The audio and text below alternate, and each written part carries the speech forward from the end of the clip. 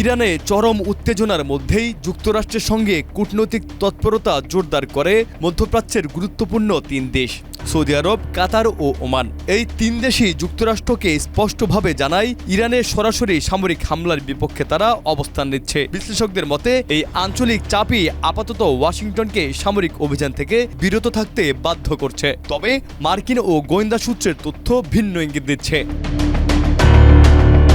মার্কিন একটি সূত্র মিডল ইস্ট আইকে জানিয়েছে, ইরানের হামলা না চালানোর সিদ্ধান্ত ছিল সাময়িক। আরেকটি গোয়েন্দা সূত্রের দাবি, প্রেসিডেন্ট ট্রাম্প এখনও ইরানের সরকার পরিবর্তনের পরিকল্পনা পুরোপুরি বাদ দেননি। বিশ্লেষকরা বলছেন, ট্রাম্পের প্রকাশ্য বক্তব্য ও নীরব সামরিক প্রস্তুতির মধ্যেই এই দ্বৈত কৌশল তেহরানকে চাপে রাখারই অংশ। এতে একদিকে আঞ্চলিক মিত্রদের আশ্বস্ত করা হচ্ছে, অন্যদিকে ইরানকে অনিশ্চয়তার মধ্যে রাখা হচ্ছে। সব মিলিয়ে প্রশ্ন থেকে যাচ্ছে, ট্রাম্পের এই অবস্থান কি কৌশলগত বিভ্রান্তি নাকি বড় কোনো সিদ্ধান্তের আগের শান্ত মুহূর্ত? ইরান যুক্তরাষ্ট্র উত্তেজনায় এখনও শেষ কথা বলা হয়নি। সামরিক বহর, কূটনৈতিক চাপ আর গোপন পরিকল্পনার এই সমীকরণ মধ্যপ্রাচ্যকে আরও অস্থির করে তুলতে পারে, এমনটাই আশঙ্কা করছেন বিশ্লেষকরা।